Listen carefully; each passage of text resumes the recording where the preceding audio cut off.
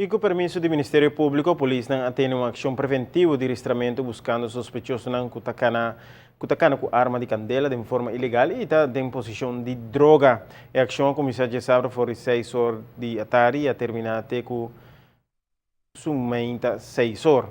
Por visto que durante o controle, a polícia logra fazer várias detenções a tope com arma e droga ilegal. A ação mês a começar de 6 horas da tarde até 6 horas da manhã, este dia sábado para domingo, e nós temos alrededor de 60 polícias de papia de diferentes grupos. A ação está hobby fructífera para nós. Nós há cooperação de várias coisas também, porque tem vários lugares que tem pessoas ilegais que estão trabalhando em bar. Não há encarregado que sei, está mais ou menos 24 pessoas que agora trabalham. Nós temos 4 pessoas que agora detenidas para o que trata de droga, que mientras para check para arma, para localizar droga. Nós temos menor de idade, que está em presença de seu maior também. E nós também bem conectados para companhia. Aqui nós podemos que o oficial mesmo a declarar para donar multa de 200 forinhos para o bairro de despesa. Esse é o maior na Hasi também.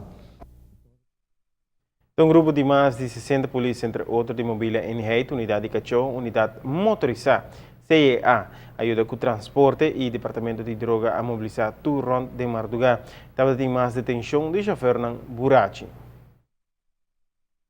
Agora tem uma pessoa que agora detenida para correr auto por influência. Você também agora reteste, mal reteste, e me será que passou uma noite também se nós. E também nós temos pessoas, 2 pessoas que estão mal comportando mês e não está por influência de álcool ou droga também. E depois também, mais ou menos, depois de meia-noite, nós localizar auto que está vindo, que o será agora controlar, para MA. E aqui está caminhando agora na parede uma pessoa que está sentada para trás, sala e corre para fora. E na pia, ela vai para trás de paddock e ela tira algo de água, tas. A forma que essa passa, esse suspeita que a taça vai fundo roubar e a pessoa mesmo que agora detenida a declarar que tem alguma droga, substância em taça. Então é difícil para nós no momento aí por sacar a taça. Nós temos agora tema ainda para marítimo guia de benschap para vir sacar a taça para a água e nossa presa e nosso suspeito agora conformar que está arma de candela. Então tem diferentes balas na caliente com ele e também telefone e alguma placa. A intenção estava baixar a quantidade de arma de candela ribacaia.